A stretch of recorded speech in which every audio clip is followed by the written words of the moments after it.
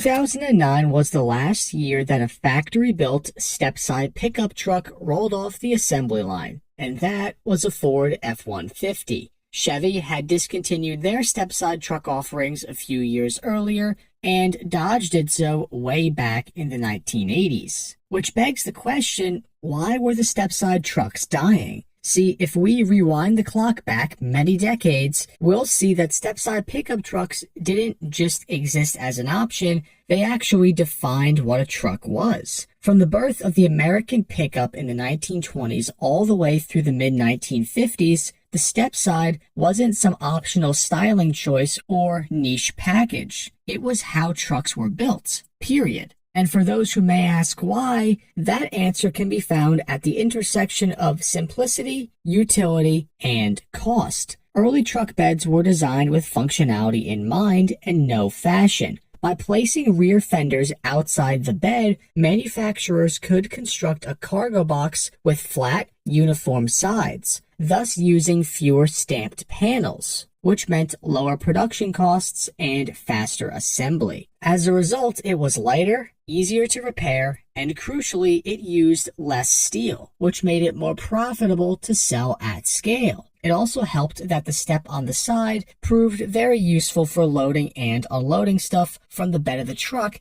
to get that extra height. I'd love to say that for certain, companies were really thinking about how efficient to make their trucks and people putting stuff in the bed, but in reality, it's just because the companies were cheap and the idea of building a normal truck bed like we see today was seen as expensive and unnecessary. That's why the step side existed in the first place. But that was all about to change in the 1950s. For decades, a pickup truck was a pickup truck. The designs were functional, conservative, and unmistakably similar in a lot of ways. By the mid-1950s, even as manufacturers started modernizing their styling, the differences between brands mostly felt skin deep. Sure, Dodge had its bold grills, Chevy had some nice curves, and Ford had its nice no-nonsense stance to its trucks, but they all followed the same playbook. It was getting hard for these truck offerings to stand out amongst each other. So, in 1955, Chevrolet decided to try something radical. Enter the Chevrolet Cameo Carrier,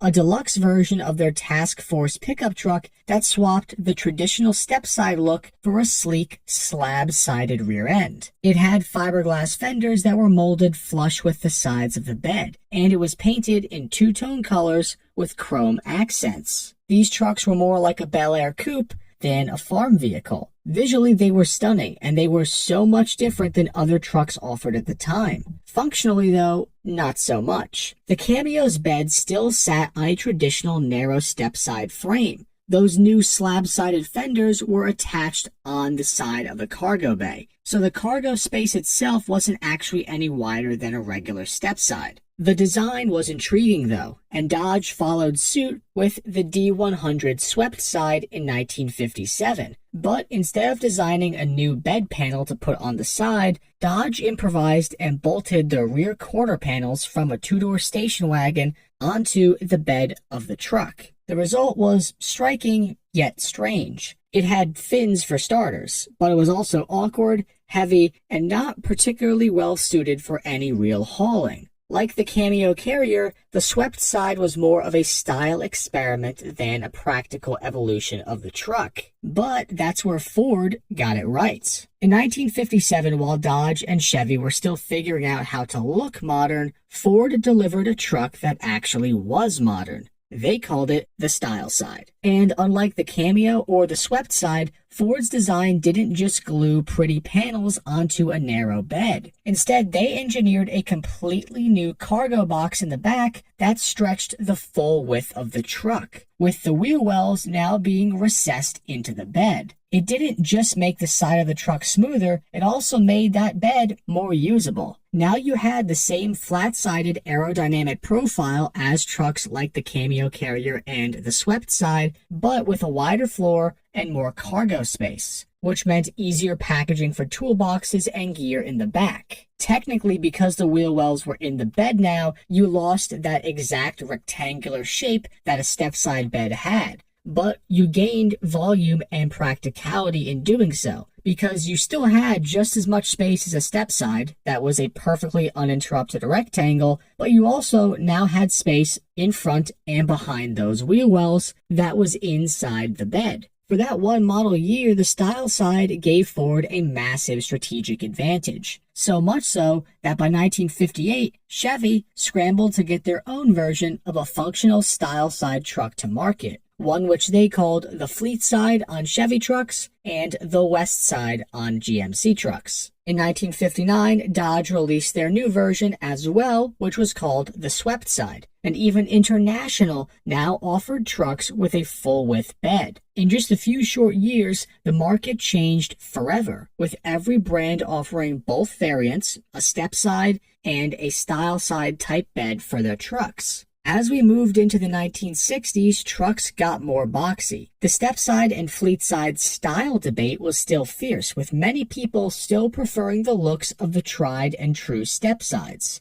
From a straight utilitarian perspective, they still sold 8-foot bed Stepside trucks for those who wanted them over the slab-side ones. But spoiler alert, these long bed trucks that were Stepsides were pretty damn ugly. Even if we look at short beds though, by this point, mid to late 60s, I would say that this is where quite a few Stepside trucks started to look a bit out of the ordinary, as if they were designed as an afterthought. Take the 1965 Ford F100 and 1965 Chevy C10 for example. Both great looking trucks, and with the Stepside, they don't look bad at all. But looking at the body lines on the sides of the trucks specifically, it is very clear that they were designed to be Fleetside/slab-sided trucks first. As much as people wanted to hold on to that traditional Stepside flair, by the early 80s, it was clear where the market was going. Fleetside beds were now dominating, both in sales and design focus. All three of the big players, though, still sought to keep those specific customers who wanted a Stepside happy. Dodge, Ford, and Chevy continued offering Stepsides well through the 70s into the 80s, and Dodge, in fact, leaned into that look with some of their most iconic sports trucks ever.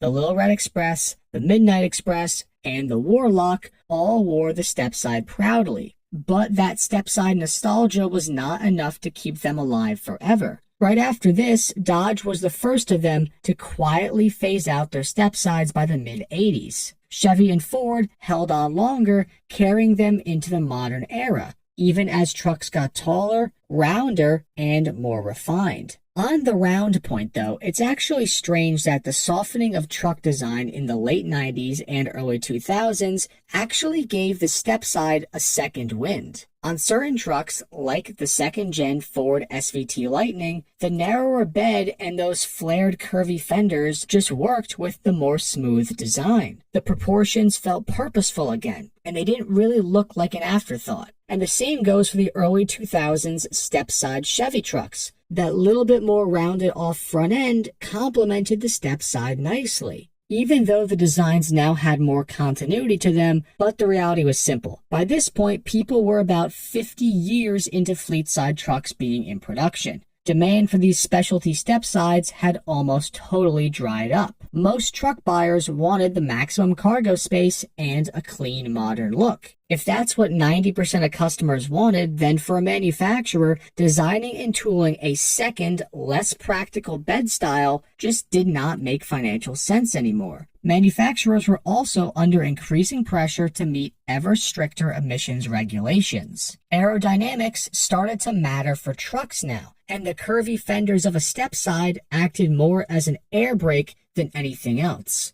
So they had to go. By 2006, Chevy quietly pulled the plug on the sports side, as they called it then. And in 2009, Ford axed the Stepside as well, ending the bed style's 70-year or so run in the automotive world. Today, you kind of get the best of both worlds because manufacturers now have just been able to design steps into the rear bumpers on trucks to try and give customers the ability to hop up easier without having to have the compromise of a Stepside bed minimizing cargo space. It's objectively the next logical evolution. but I can confidently say that we'll probably never see a brand new factory Stepside pickup truck ever again outside of a special limited edition. And that is the rise and fall of the Stepside bed. Hope you enjoyed this video. Let me know in the comments down below which style you actually tend to prefer and why. For me, on certain generations of trucks, I really like the Stepside, but on other ones, I just think the Fleetside trucks look